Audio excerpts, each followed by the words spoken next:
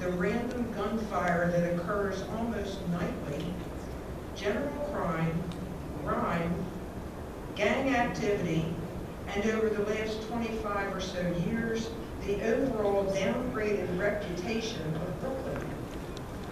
I've lived and worked in this area all my life, for the most part feeling safe, secure, enough to take an evening walk by myself.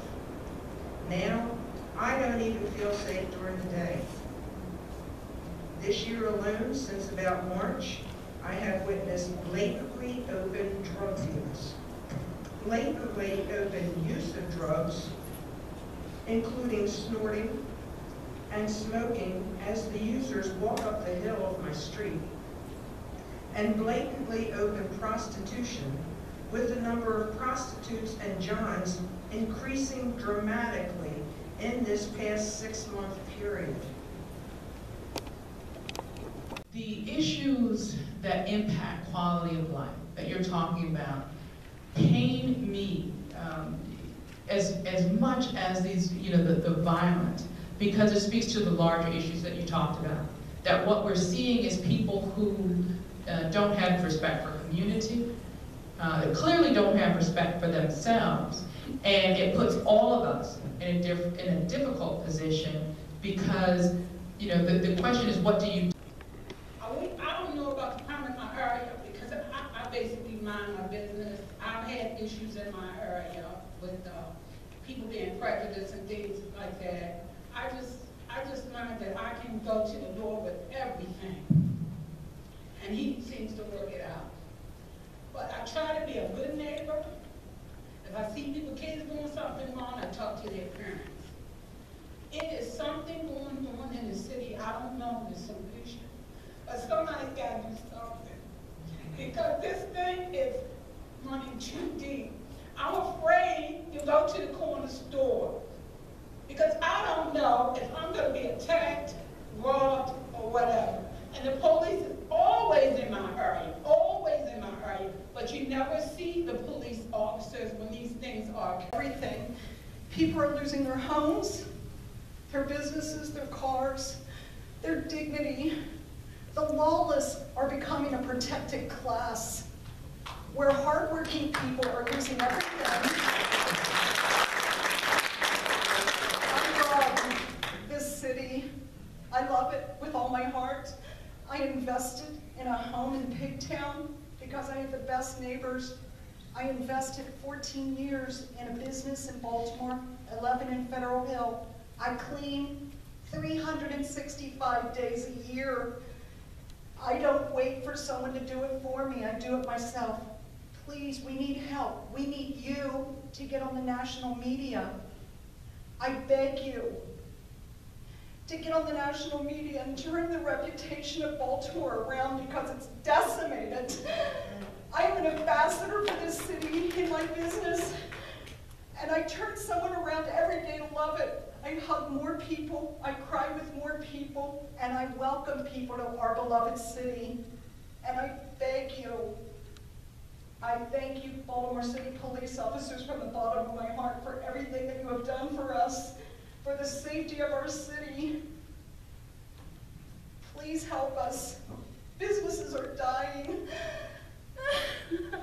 Is because of that pain that underscores the urgency of the work that we're doing. We just launched our Shop Local initiative, where we're really encouraging people to come out and to support their local businesses because I know businesses are hurting.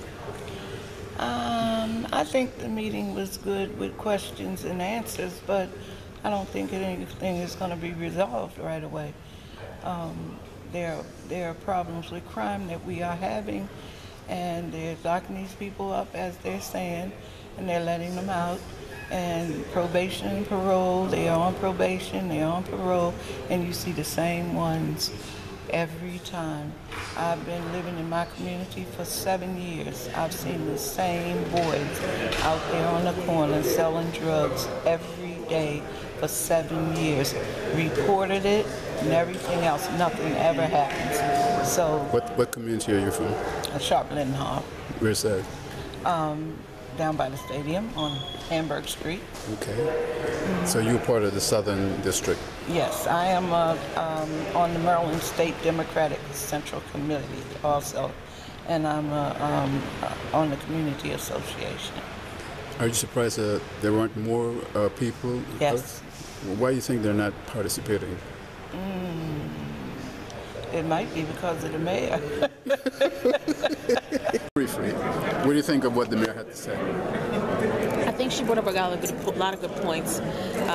There, to me, overall, is a lack of, I think, attention in the southern Baltimore communities. A lot of these issues aren't new. We've talked about them over and over and over again. It just doesn't seem like we get the results that we need. Mm-hmm. How about you in Cherry Hill? Yes, they did bring up a lot of valid points. So I just think that we have to just keep hope and keep pushing until things change.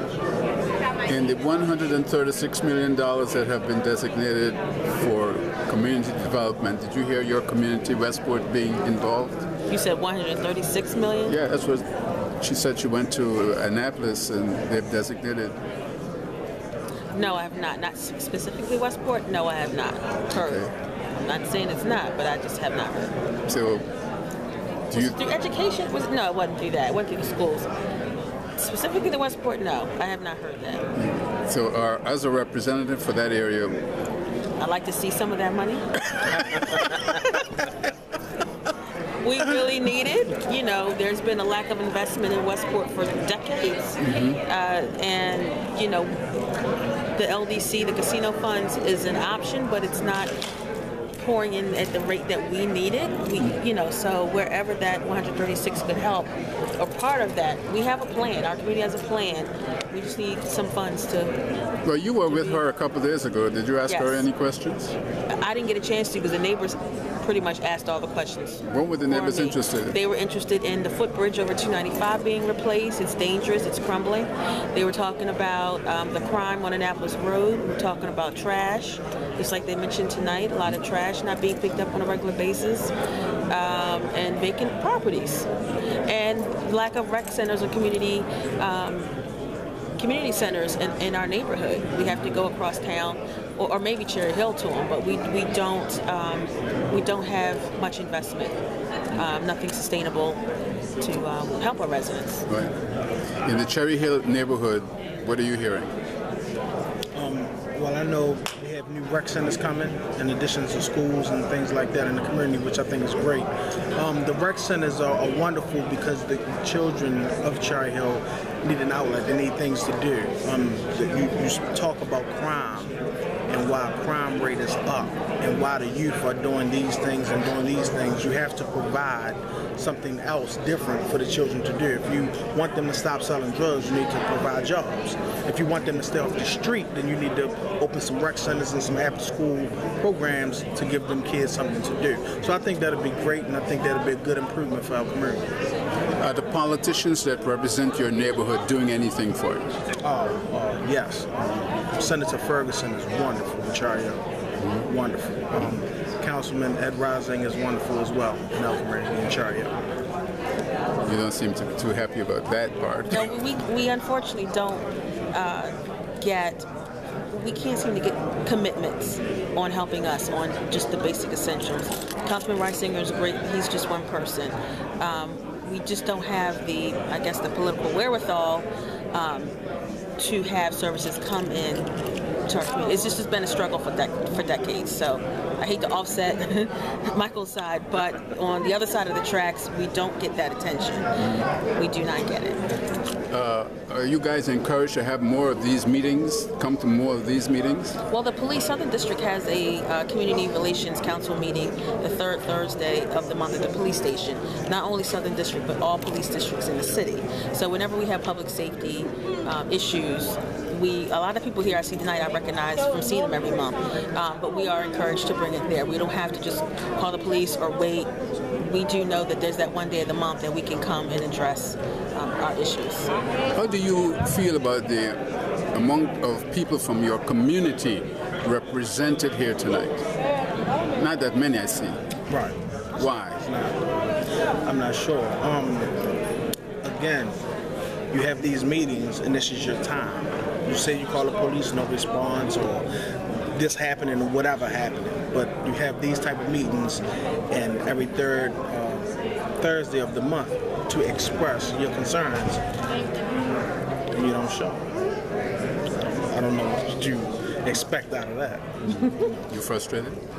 No, because I do my part and what I'm supposed to do as a community leader in Cherry Hill. So that's what I could do. That's what I could do. How about you? I think it's a little bit of both. I think residents are frustrated and they feel like nothing's going to happen. If it didn't happen last year, 5 years ago, 20 years ago, there's no point in me wasting my evening when they're not going to give us what we need. On the other hand, just like, Michael said, they put these things out here for us to take advantage of. It doesn't help to not show up either. Okay. So it's a 6 one way, half a dozen the other? Yes. That is it. That's it. Well, let's see what happens from here on in. I hope so. We'll see. All right. We'll see. Thanks. Thank you.